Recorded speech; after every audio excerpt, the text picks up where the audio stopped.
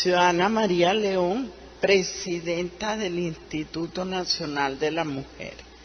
Querida María, mi muy amada María Leona. Saben que así él me llamó y así me llamo. Me siento feliz que me digan la Leona. Nombre por demás significativo, porque en ti se conjugan significante y significado. Hermosa modestia, austera sencillez, mujer humilde, cristiana y generosa.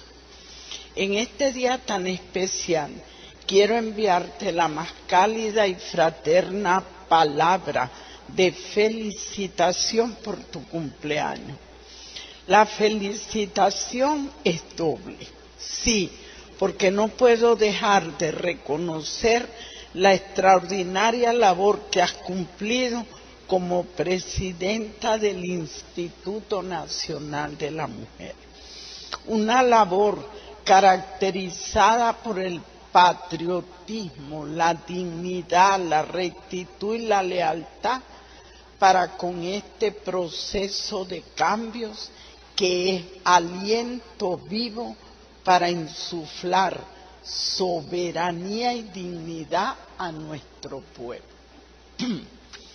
El Sermón de la Montaña nos dice: buscad y hallaréis, para alentarnos en el logro de nuestros propósitos.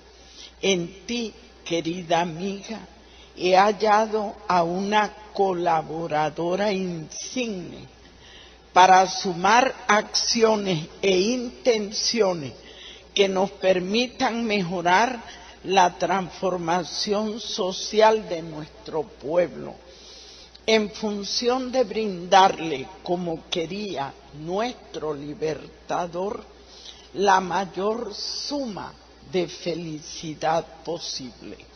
En ello se nos irá la vida, pero así sea, con el último aliento lo vamos a lograr. María, vive con intensidad nuestro proceso en claro testimonio de tu amor por el país.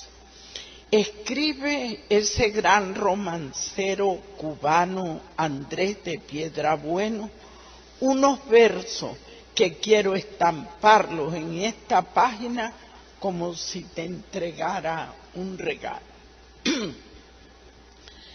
Acróbatas de ideal, vamos de extremos a extremos, y por eso cada día ensayamos nuevos vuelos. Sí, María, es la hermosa forma de entender que ningún camino se termina si antes no se comienza a transitarlo. Trabajamos de extremo a extremo con el propósito de consolidar nuestro tránsito hacia el socialismo del siglo XXI. Finalmente, feliz cumpleaños, amiga mía. Celébralo junto a los tuyos y cuéntame siempre entre ellos. Te deseo muchos años de vida y muchos años de logro. Tengo la certeza que serán de buena cosecha, pues hemos sembrado con amor, con verdadero amor, y recogeremos los frutos de la patria buena y bonita para nuestros hijos y para todos los hijos. Así sea. Hugo Chávez, felicidades para siempre, Madre Leona.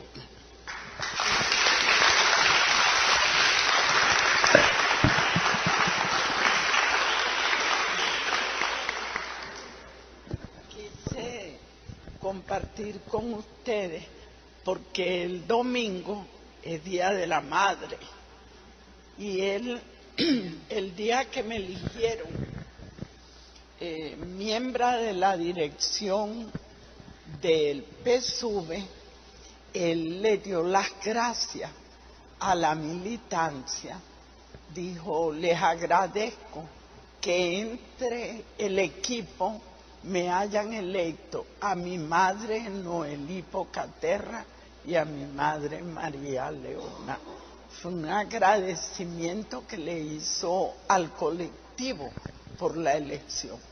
Entonces, bueno, desde aquí mi saludo a doña Elena, a su madre, a la que le agradecemos que haya parido, bueno, el más grande hombre de este siglo, que es nuestro comandante Hugo Chávez.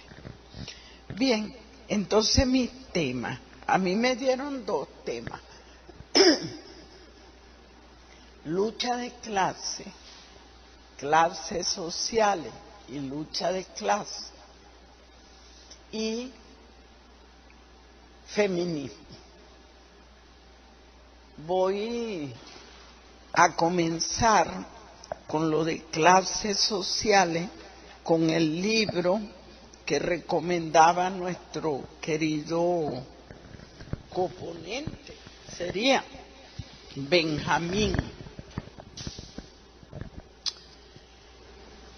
Dice el Manifiesto Comunista en su primera página, burgueses y proletarios: la historia de todas las sociedades que han existido hasta nuestros días es la historia de la lucha de clase. Y luego tiene un llamado que se lo hace Engels, porque dice, o más exactamente, la historia escrita, porque por supuesto antes no hubo clases. Entonces se refiere a la historia desde que aparecieron las clases. Desde que aparecieron las clases, apareció inmediatamente la lucha entre ellas. Dice luego, sin embargo, nuestra época, la época de la burguesía, se caracteriza por haber simplificado los antagonismos de clase. Toda la sociedad va dividiéndose cada vez más en 2 grandes campos enemigos, en 2 grandes clases antagónicas, la burguesía y el proletariado. Yo le haría aquí una observación, no soy científica social, sencillamente yo digo que no soy marxista porque el marxismo es muy profundo y yo no he hecho estudios profundos del marxismo. Digo que soy adherente a esa filosofía, que la acepto, ¿no? Pero aquí quiero decir que Marx caracteriza su época como la época de la burguesía, pero nosotras y nosotros hemos caracterizado esta época no como la época de la burguesía, sino como la época de transición del capitalismo al socialismo. Es decir, no es la época de la burguesía, es la época de transición para los que aceptamos esa posición. Hay quienes no, pero es mi posición. Estamos viviendo, ¿a partir de cuándo? A partir de 1917, que por primera vez en esta historia, en la historia de la existencia de las clases sociales, las clases oprimidas toman el poder y lo mantienen por primera vez en 10.000 años. Lo importante del hecho, o lo más importante, es que las masas habían peleado en todas las revoluciones. Yo siempre pongo, por ejemplo, la venezolana. Aquí las determinantes en la victoria de la independencia son las masas populares. Si ellas no pelean, no hay victoria. A ellas le agradecemos la victoria. Pero ¿qué pasa enseguida? Enseguida lo toman el poder las élites y las masas populares quedan relegadas. Siguen los esclavizados, siguen los indios sin tierra, las mismas situaciones. Son instrumentalizados, los usan y las usan y después las élites se apropian del poder. Pero eso no sucedió solamente aquí. Si usted estudia todas las revoluciones, igualito. Los esclavizados se quitaron el esclavismo y ¿quién quedó con el poder? Los señores. Los campesinos peleaban y ¿quién quedaba con el poder? Los burgueses. Y las revoluciones siempre el poder quedaba al final en las élites, en los poderosos, hasta que llegó la Revolución de Octubre, cuando campesinos, soldados y obreros toman el poder y lo mantienen. Esto es un hecho verdaderamente, es un hecho verdaderamente histórico. Las clases sociales, una cuestión elemental, que es una clase social. Lenin la define en 4 aspectos. Son grandes grupos de personas que se diferencian por, primero, el lugar que ocupan en una sociedad o en un régimen social históricamente determinado. ¿Qué quiere decir el lugar? Si son dominantes o dominadas. ¿Nosotros seremos dominantes o dominados? Somos dominados. Pertenecemos a las clases dominadas. ¿Y Lorenzo Mendoza a quién pertenece? El godo malandrín a la clase dominante. Entonces, este es un primer rasgo, el lugar que ocupamos en un sistema social históricamente determinado, porque los sistemas no son eternos, ¿no? Los regímenes sociales van pasando. Entonces, primera condición, si eres dominante o dominado. Por tu relación con los medios de producción, es la segunda característica del grupo, del gran grupo. Su relación con los medios de producción, ¿qué quiere decir? Si es propietario o no propietario. Nosotros aquí somos propietarios de los medios de producción, no. Y el godo malandrín sí es propietario de los medios de producción. Entonces todos los de él y como él pertenecen a una clase. Y ya van dos elementos de clase que estamos señalando aquí. Tercer elemento, por la capacidad, no será la palabra exacta, se me olvidan algunas palabras exactas de Lenin, pero bueno, ustedes la buscan y la encuentran. Por el poder, digamos así, para organizar o no la producción. Tercer rasgo, fíjense ustedes lo que está pasando. ¿Quién está organizando lo que se produce y se distribuye? La clase dominante. Tenemos una pelea feroz contra ellos en este momento.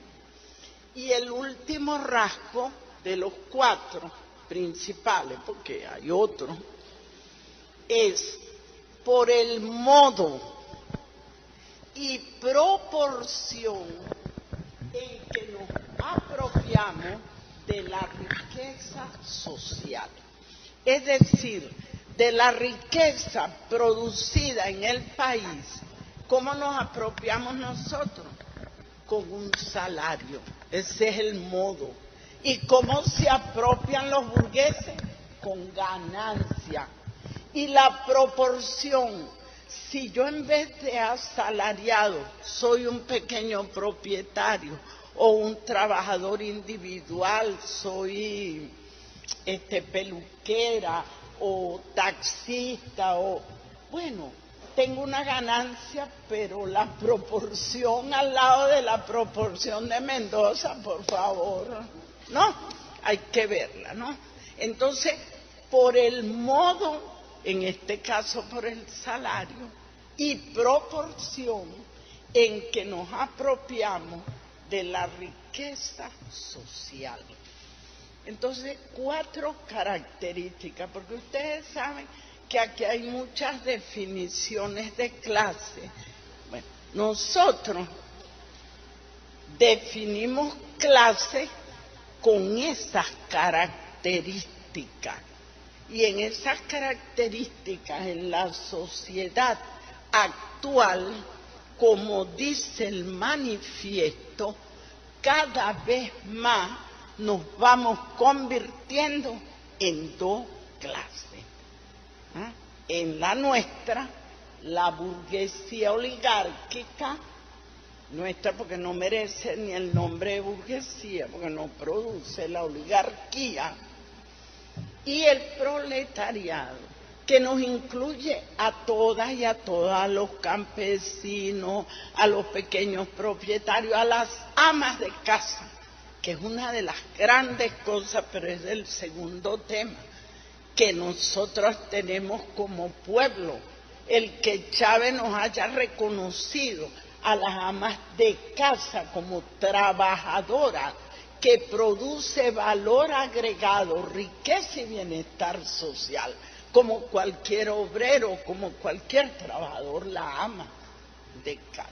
Entonces la ama de casa, el pequeño propietario, el obrero asalariado, el técnico, el abogado, el profesional, el artista, todos conforman el proletariado, la masa que no es explotadora, y del otro lado está la cúpula que nos explota. 2 grandes clases enfrentadas entre sí y peleando todo el tiempo.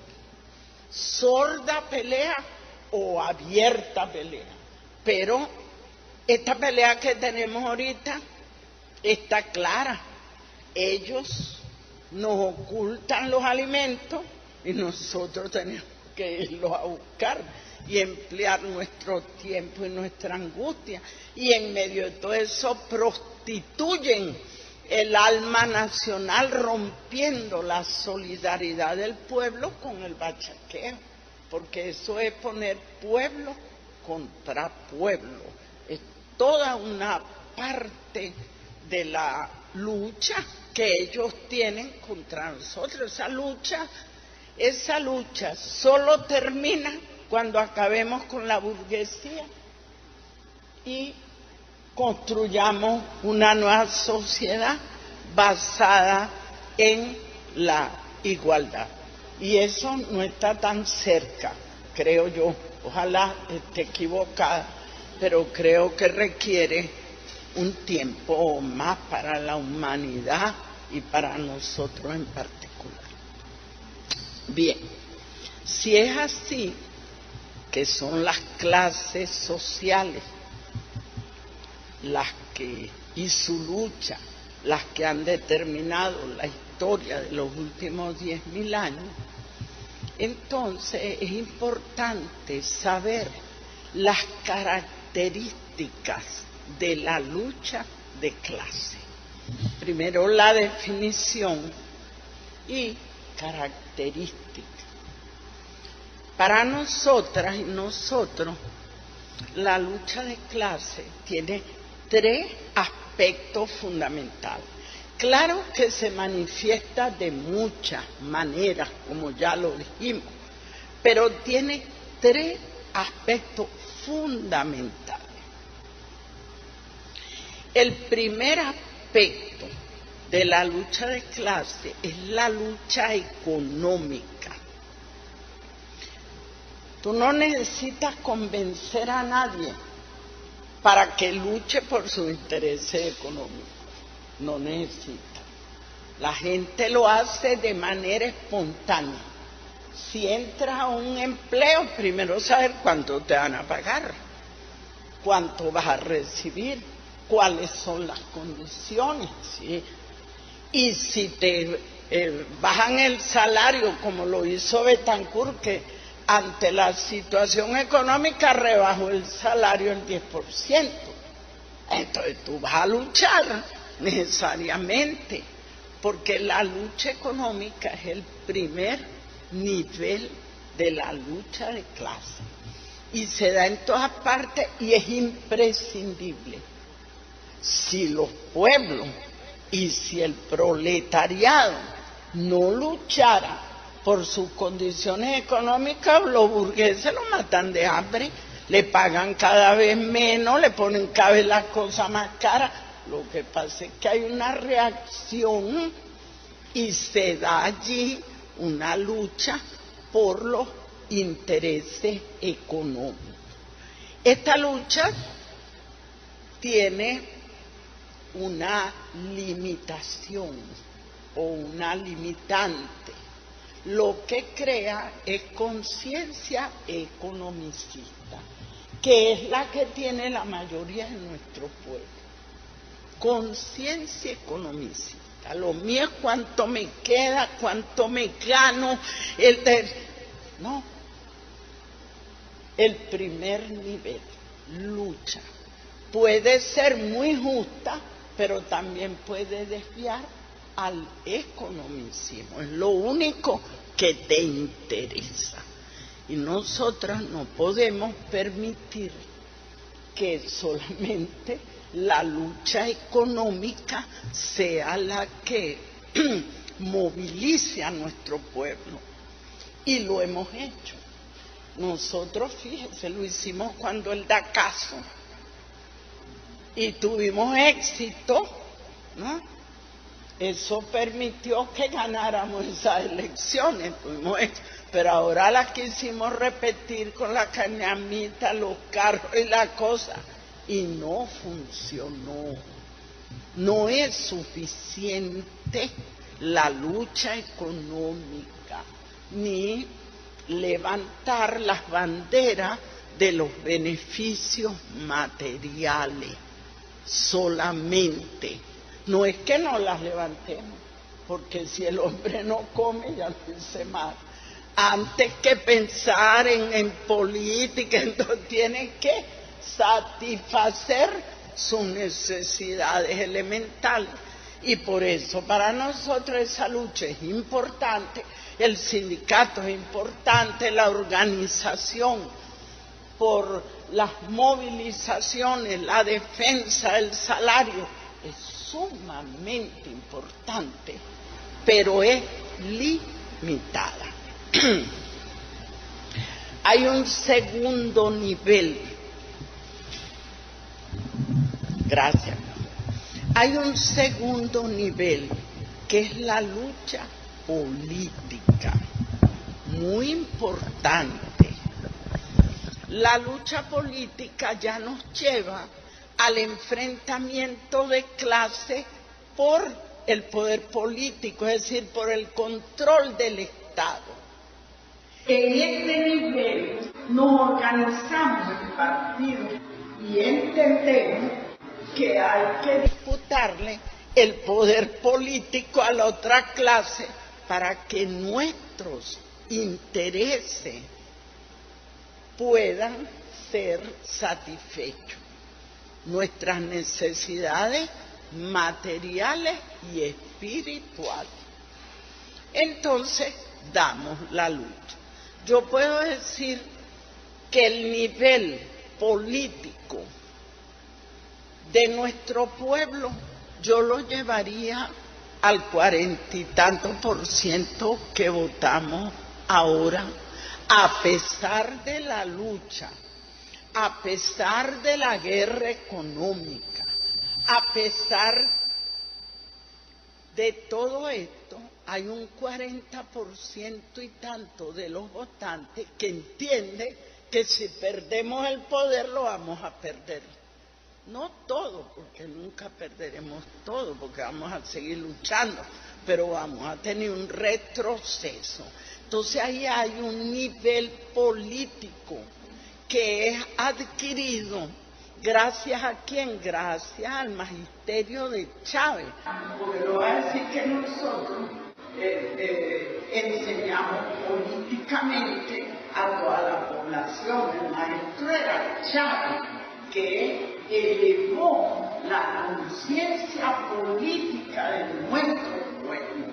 Y fíjate, construyó un instrumento político. Cuando vio que no era suficiente, construyó uno nuevo. Cuando vio que no era suficiente, creó el PSV, el Polo Patriótico. Es decir, él nos fue elevando políticamente como pueblo. Y se puede decir que tenemos un nivel político importante, pero no suficiente. Todavía es mucho lo que tenemos que hacer en elevar el nivel político de nuestro pueblo y de nosotras y nosotros mismos. Porque aquí no es educar a los demás, es autoeducarnos cada día, todos los días. Y no solo en la teoría, porque en la teoría hay grande gente. En la práctica, en lo económico, tenemos que saber organizar los sindicatos y tenemos que saludar a nuestro presidente obrero Nicolás Maduro por la fuerza que le ha dado al movimiento de las trabajadoras y los trabajadores. Y en lo político es igual.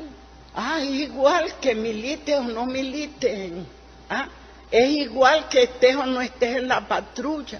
Es igual que estés o no estés en el Polo Patriótico o en la asociación de profesores o de productores del campo. No importa la organización política que permita formarte colectivamente y actuar, por aquello de que el movimiento se demuestra andando, ¿no?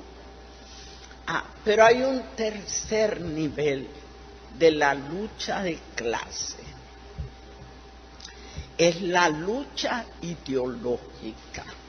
Esta no es espontánea. Esta no se obtiene por osmosis, como creen algunos. Hay que estudiar, hay que discutir, porque hay un fenómeno que lo saben los psicólogos, esto lo puede explicar mejor. Las primeras ideas son difíciles de desalojar. A mí me explicaba mi profesora, me dice, ¿te das cuenta que tú dices hace? Porque el primer polvo jabón en polvo que llegó se llamaba hace. O los maracuchos dicen panorama a todos los periódicos porque anda a comprar el panorama No, resulta que esa primera idea es muy difícil para desalojarla. ¿Ah? ¿Y qué idea tenemos nosotros, hermanos? Y nosotras. ¿Cuál es la idea? 10.000 años de dominación, más que el capitalismo, más. Porque antes fue el esclavismo y todavía hay esclavismo en las actitudes humanas. Y luego fue el feudalismo y todavía hay feudalismo. Y el capitalismo ha venido a rematar todas las ideas. Solamente lo podemos lograr así, sentándonos a examinarla, a discutirla y lograr ese salto ideológico que nos convierte de clase en sí. ¿Quién es la clase en sí?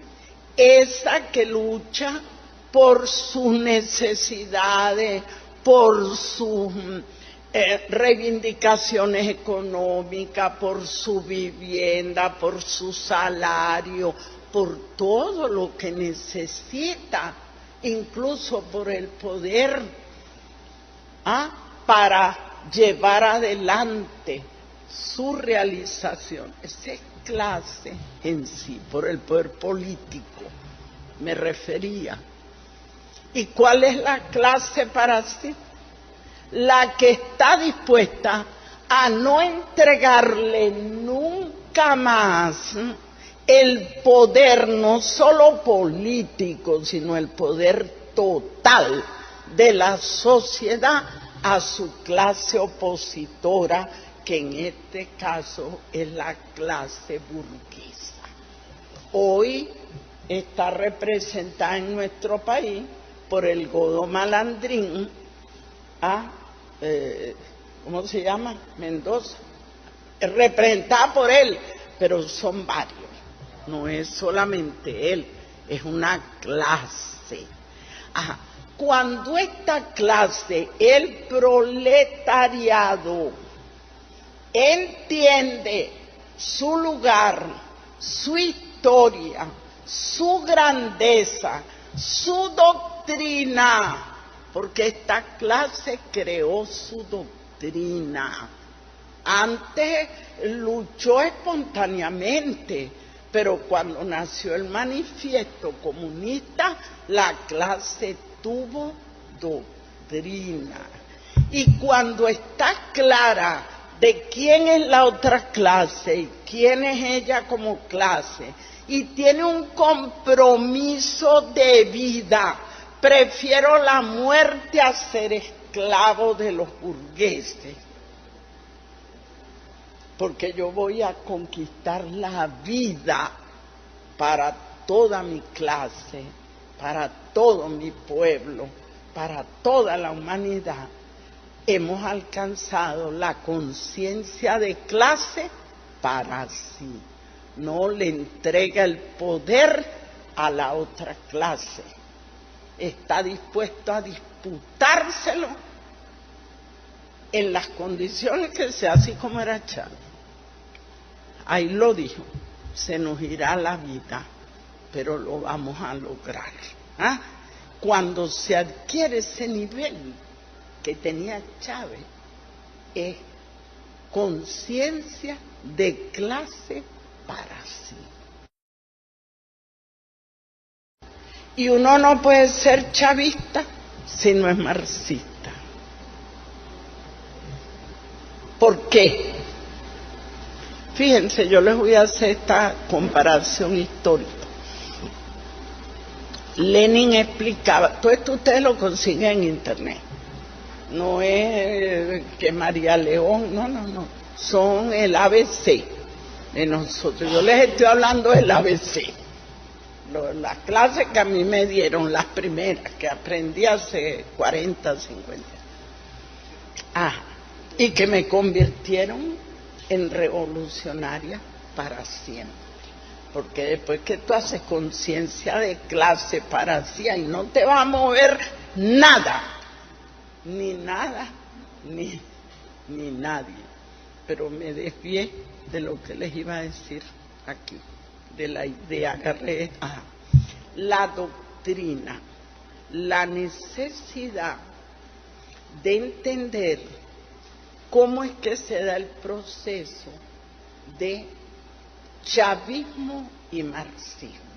Y les quería hacer una comparación histórica.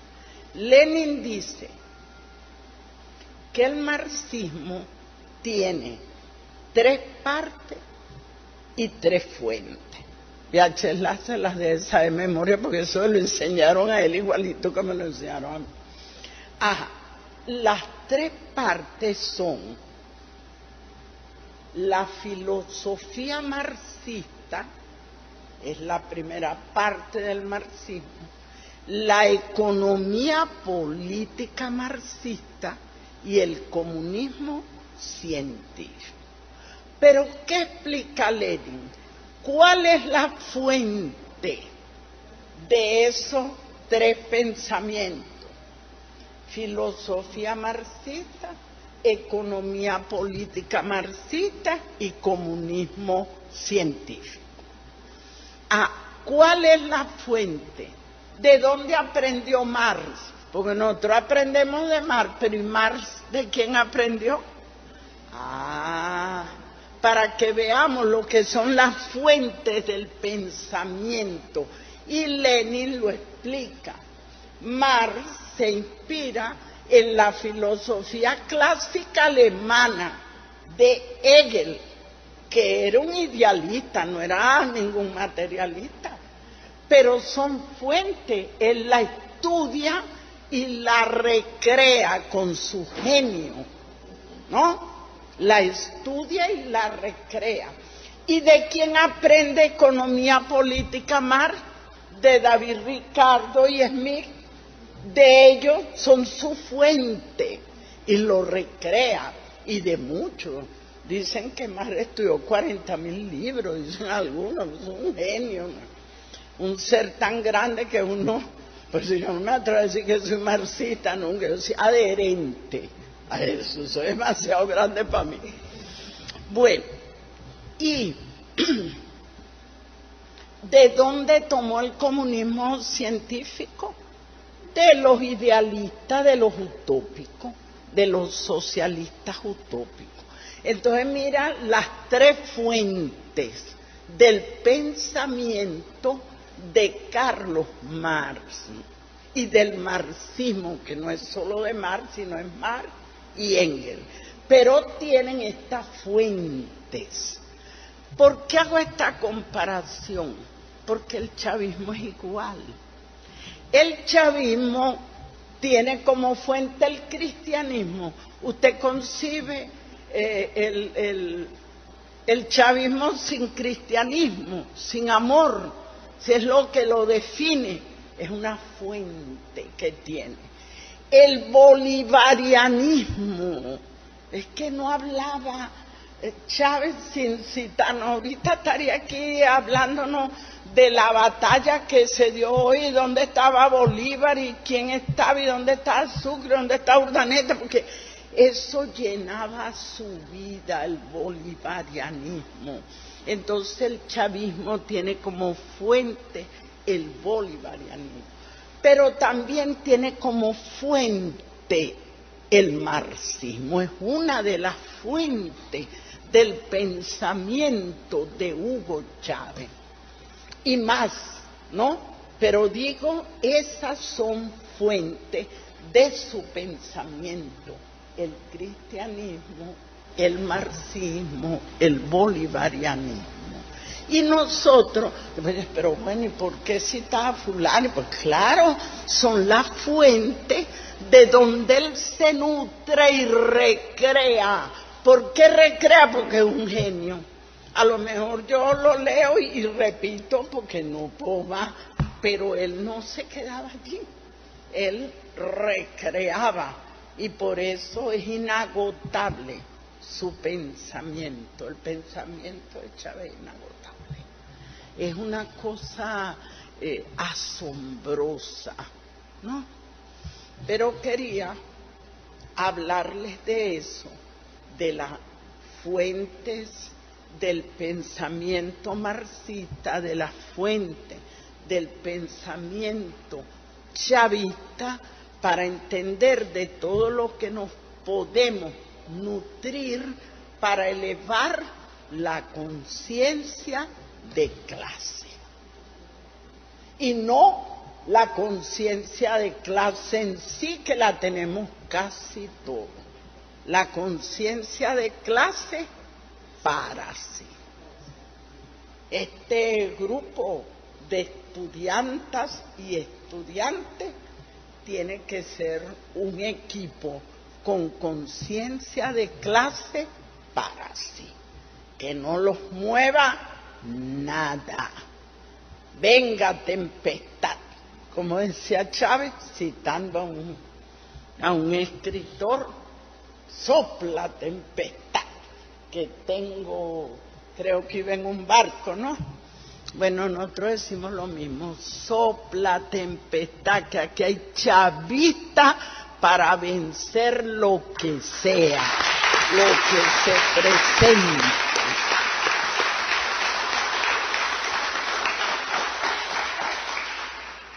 No nos dicen nada con sus amenazas, ni los oligarcas internos, ni los internacionales. Sabemos que pueden matar, esa es su tarea, matar, destruir, pero tendrá que destruir hasta el último y la última, porque mientras una o uno de nosotros quede vivo, el chavismo va a seguir hacia adelante. Después de obtener muchas luchas, muchas experiencias, el proletariado creó una organización internacional que se llamó la Primera Internacional, donde coincidían partidos y sindicatos, un poco como ha creado Chávez aquí. El polo patriótico es una internacional interna, ¿no? Partidos, sindicatos, movimientos, ¿no? ¿Por qué? Por el llamado de Marx, proletario de todos los países unidos. Si el capital es transnacional y te pelea transnacionalmente, ¿cómo tú lo vas a vencer en Barinas nada más? No es posible. Será la visión de Chávez, que fue lo primero que hizo apenas tomó la presidencia. Mira, se fue allá al oriente buscando enfrentar internacionalmente a un poder que es internacional, que no lo puedes enfrentar localmente. Tú lo enfrentas localmente, pero tienes que unir esta localidad y aquella para poder hacer la fuerza y poderlo vencer. Bueno, crearon la Primera Internacional, la creó Marx. Marx murió, ya eso yo lo llamo a estudiarla, y Engels crea la Segunda Internacional. Se vuelven a reunir, crean ese mismo,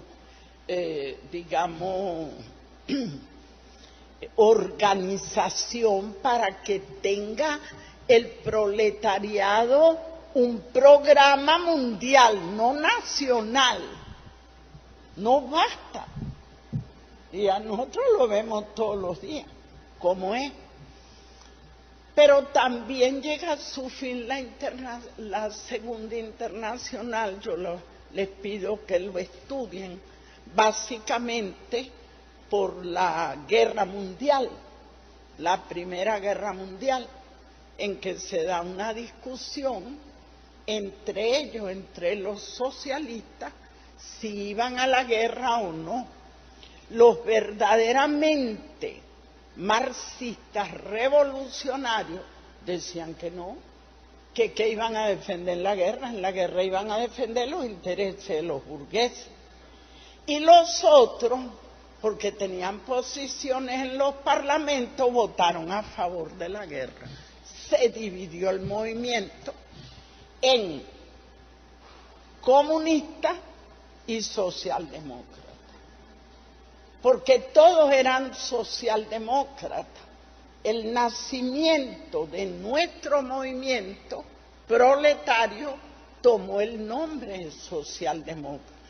Pero cuando la Primera Guerra Mundial se dividieron y entonces crearon un nuevo grupo, los que no estaban de acuerdo con colaborar con la burguesía, porque la guerra era de la burguesía, no era del pueblo, y los que sí colaboraron y sí votaron, y entonces nacen los socialdemócratas modernos y la corriente comunista. Esa corriente comunista es dirigida por Lenin, y Lenin crea la Tercera Internacional. Muerto Lenin, es una discusión muy profunda y yo no voy a tomar partido aquí. Muerto Lenin, se deshace la Tercera Internacional. Y Trotsky, recomendaba el camarada leer a Trotsky, Trotsky sale, es expulsado por Stalin y se va, pero crea la Cuarta Internacional. Lo que quiero destacar aquí no es nada, ni hablar de Trotsky, ni de Stalin, ni de nada de eso. Encárguense ustedes. Lo que me interesa es decir que creó la Cuarta Internacional. ¿Y qué pasa? Después de la experiencia de Trotsky y de todos los camaradas del mundo, después de la caída de la Unión Soviética, después de todo lo que hemos vivido, se decía que el socialismo había muerto. Y llegó un genio de este tiempo que se llamó Hugo Chávez y dijo que el socialismo no ha muerto, y lo revive y se declara socialista en Venezuela. Pero ese genio entendía, y esta era mi tentación, ese genio entendía que al capitalismo y al imperialismo no lo puede derrotar una clase trabajadora, un proletariado que cada uno está peleando por su propio paisito, que es necesario la unión de todas y de todo. ¿Y qué propone?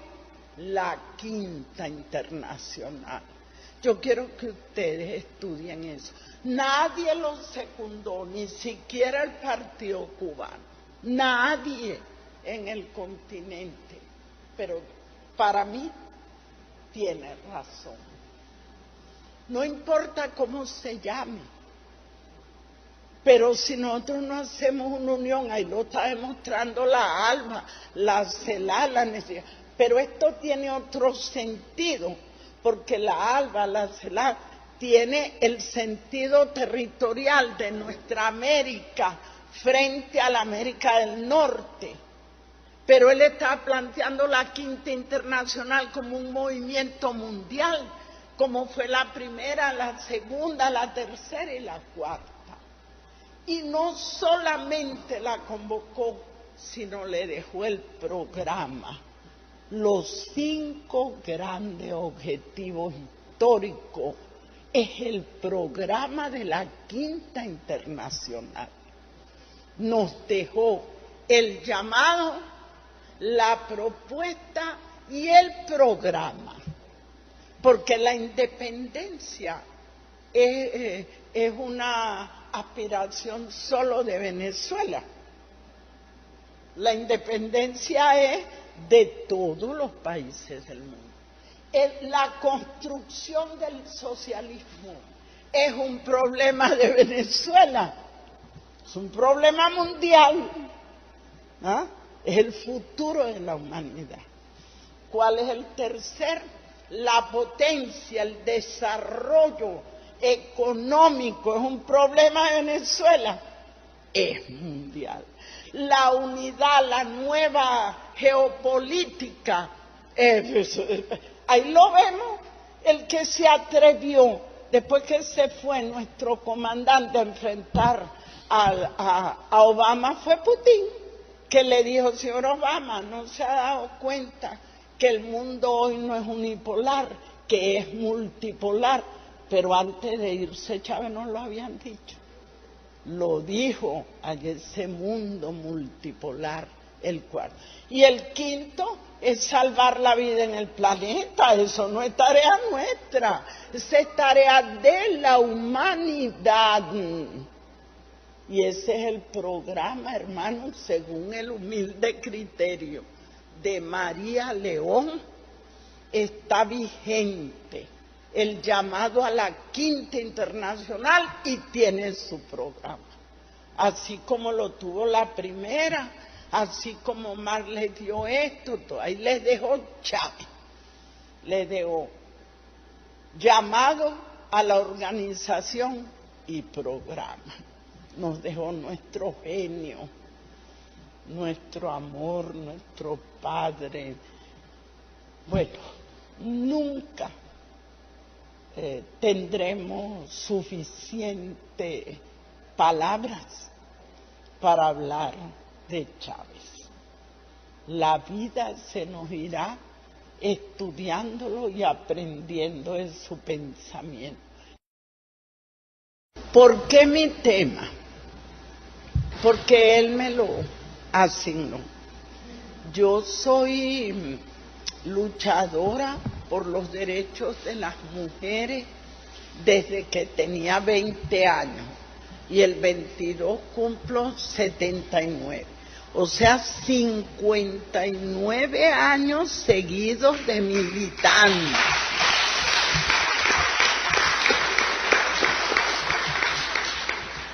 Por los derechos de las mujeres y por los derechos de nuestro pueblo y por mi clase, la clase a la que pertenezco. Pero cuando él llegó, yo tenía doble militancia. Militaba en el sindicato, en la CUTV, en un área muy especial, que es el área de la salud de los trabajadores. Había hecho cursos para eso, me había preparado esto, pero él me colocó en el área de las mujeres. Entonces, bueno, ese se convirtió en mi único tema, no el principal. Yo no veía más nada. Yo quería, en ese sentido, que mi presidente fuera como es el presidente que ha hecho más en la historia por los derechos de las mujeres. Y tanto yo como el equipo con el que trabajé y hasta el presente trabajamos para eso. Seguimos trabajando para que no haya en la historia quien haya hecho más por las mujeres que el presidente Hugo Chávez. Es más,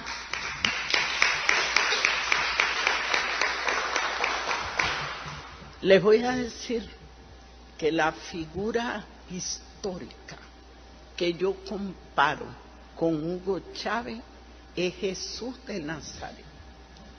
Para mí, él es el redentor de las mujeres en el siglo XXI. Y esto no es una comparación caprichosa. Fíjense, cuando uno lee los evangelios, yo soy cristiana, Claro, yo soy de todo, porque para mí todas las religiones son válidas. No tengo,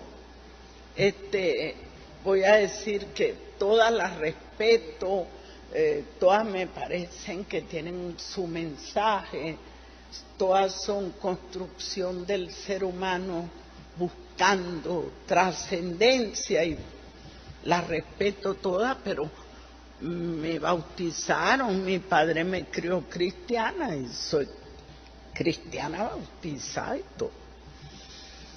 Bueno, como lectora de los evangelios, yo me he puesto a hacer una comparación. Ustedes saben, uno de los primeros milagros que hizo Jesús, o uno de tantos, no voy a decir de los primeros, fue aquel de devolverle la vista a un ciego. Bueno, Chávez le devolvió la vista a 4 millones de personas. Jesús pasó por uno y Chávez le devolvió la vista a 4 millones de personas con la misión milagro. Entonces yo veo una comparación de mi comandante. Luego, Chávez realiza casi todas sus actividades levantando a las mujeres. El patriarcado, el que crea la monogamia. Los seres humanos, antes, lean a Federico Engels, lean este libro que les recomiendo, Mujer y Nueva Humanidad, que es de un venezolano, José Manuel Hermoso. Léanlo. Yo les voy a recomendar 3 libros, pero este es el primero. Ya les recomendé el manifiesto que se lo haga. Ajá. Pero los seres humanos, si usted lea a Engels, a quien usted lea, los que saben de antropología lo deben saber mejor, se habían unido libremente en forma de matrimonio muy distinta, que no tenían nada que ver con la monogamia. La monogamia aparece con el patriarcado. ¿Por qué aparece? Así como aparece el esclavismo, aparece la monogamia. ¿Por qué aparece? Porque el patriarca, lleno de riqueza, aprende a explotar. En vez de tener prisioneros o de matar a los prisioneros, los convierte en esclavizados y obtiene un gran excedente y se enriquece. Yo lo que quiero es que ustedes estudien esto, el origen de la familia, la propiedad privada y el Estado. Tuvo solamente un interés económico. Y entonces, como era una sociedad que nacía con nuevos valores, ¿cómo le imponen los nuevos valores? Por un lado con la religión, por el otro lado con la fuerza. No podía una mujer tener 2 maridos, porque era, bueno, ¿qué le hacían? La enterraban viva y le echaban las piedras. Bueno, esa sociedad que pensaba así, que era machista, patriarcal, pero a mí lo de patriarcal me parece muy elegante, machista, es el poder del macho, no. El peor pecado que podía cometer una mujer en esa sociedad era la infidelidad, porque rompía todas las razones por las que se había creado el matrimonio. ¿Ve? Echaba por tierra eso. Y entonces le traen la adúltera a Jesús. Ajá. Porque la iban a apedrear, ¿no? ¿Y qué le dice? El que no tenga pecado, que lance la primera. Mire, el valor de hacer eso solo es comparable con la decisión de Hugo Chávez de declararse feminista en el 2008. Es más o menos lo mismo. Un presidente que se declara feminista y dice, sin feminismo no hay socialismo. Entonces yo comparo a ese hombre redentor de las mujeres hace 2000 años con el redentor de las mujeres ahora. Lo comparo. Pero con el siguiente llamado, camarada. Todo lo que hizo Jesús por las mujeres, incluso cuando murió. Cuando Él muere, ¿quiénes están allí con Él? Las mujeres. Las mujeres con Él. Todo lo que Él hizo por las mujeres, por redimirlas, por redimir al género humano, se perdió. Mi llamado a las mujeres, todo lo que hizo Chávez, si no lo defendemos, se va por la borda también. No en lo inmediato, porque en lo inmediato está su hijo, el camarada Nicolás Maduro, está esta institución, pero que la redención de Chávez con las mujeres no es para 5, ni 10, ni 15 años, es para este siglo y los venideros. Y tenemos la necesidad de defender ese legado feminista del comandante Hugo Chávez. Es lo mismo, yo las llamo, es lo mismo. Es el redentor del siglo XXI y tiene una obra igualita. Llegó la primera vicepresidenta, mujer. La primera presidenta del Parlamento, mujer. La presidenta del tribunal, mujer. Es decir, de casualidad no le entregó también la presidencia a las mujeres. ¿Saben por qué? Porque el tiempo no se lo permitió. Si hubiera vivido 5 años más, hubiera entregado, porque él decía que son las mujeres las que van a salvar el mundo. Y eso tiene una razón, que es por la que yo milito 59 años en el movimiento de mujeres. Y él lo dice, él dice, sin la liberación de la mujer no habrá liberación de la raza humana. Así lo dice Hugo Chávez. Y yo se los digo a ustedes, el movimiento de mujeres no es para competir, el movimiento de mujeres no es para los cargos, el movimiento de mujeres es para liberar a la mujer, que es educadora en el hogar y en la escuela. Imagínate, después que la mujer le mete en la casa todos esos prejuicios que le enseñaron a ella, a los hijos, entonces se los manda a la maestra, y la maestra se los refuerza, porque es machista, igual porque no la formaron así. El instrumento para que el machismo viva somos las mujeres. No son los hombres, no son los hombres, ellos no transmiten el machismo, lo ejercen, otra cosa, pero no lo transmiten, porque ellos no están enseñando a la niña, al niño, y párate así, dóblate así, no comas así, todo eso, ¿quién lo enseña? La mamá. Entonces este movimiento de las mujeres es el principal movimiento, porque es el movimiento liberador. Vas a liberar a las esclavizadas para que no paran más hijos esclavizados, para que paran ¿qué? Libertadores, para que paran Chávez. Por eso mi saludo a doña Elena, qué vientre tan bendecido. El movimiento femenino, para mí, está dividido en tres partes fundamentales.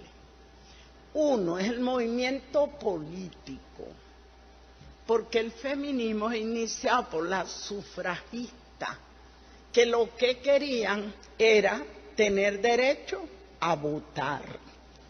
Y esas son fundamentalmente las políticas y siguen siendo hoy las que queremos ocupar cargos en el Parlamento, en las políticas. Hay otro movimiento que son las académicas, son las que producen esa teoría que después nosotros nos damos el gusto de andarla, repitiendo y defendiendo. Las académicas son las que trabajan la teoría feminista, la desarrollan desde sus orígenes. Hoy se estudia el feminismo, no solamente en posgrado, sino doctorado. Aquí hay varias doctoras en género, porque el feminismo tomó un seudónimo. En vez de llamarse feminismo, se llama género. Lo de género es una construcción de las ciencias sociales, porque el feminismo era una mala palabra. Cuando decía feminista era como lesbiana, feminista loca, feminista como la chicholina que se quitaba los sostenes y entraba al Parlamento italiano con la teta al aire. Entonces eso era el feminismo. Entonces las teóricas entonces le dieron el nombre de género, que no tengo tiempo porque ya están cansados para hablar de género, pero otro día hablamos de eso.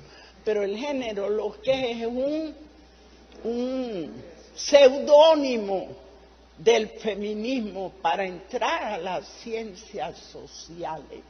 Y el feminismo está hoy en las ciencias sociales gracias a la teoría de género. Y esa es obra de la feminista académica.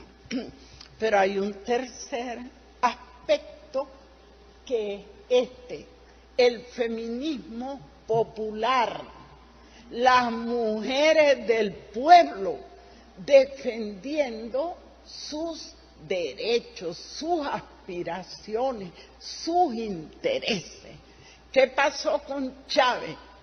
Que tanto el político como el académico le dieron paso al movimiento popular de mujeres, que es el que tenemos ahorita. Esto es un torrente, esto hay que seguirlo abonando, hay que seguirlo fortaleciendo.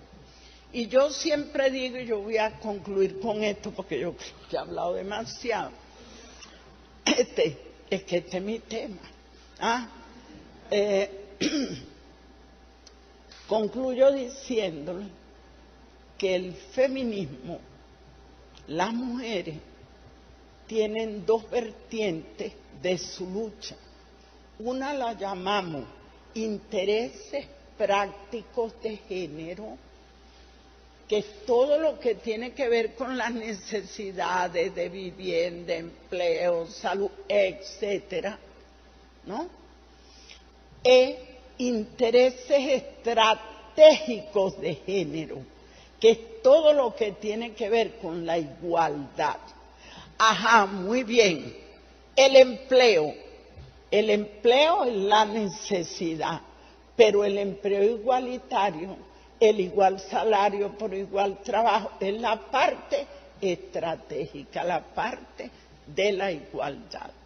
¿De dónde toman las feministas esto? De la clase obrera, del proletariado, que tiene intereses prácticos que ya los vimos, los de la clase en sí, e intereses estratégicos, que es el poder definitivo de la clase trabajadora. Es igual. El movimiento feminista se nutre del movimiento de los trabajadores, es un producto del movimiento de los trabajadores. Pero quiero concluir con frase de Hugo Chávez: sin feminismo no hay socialismo. ¡Viva Chávez! ¡Viva!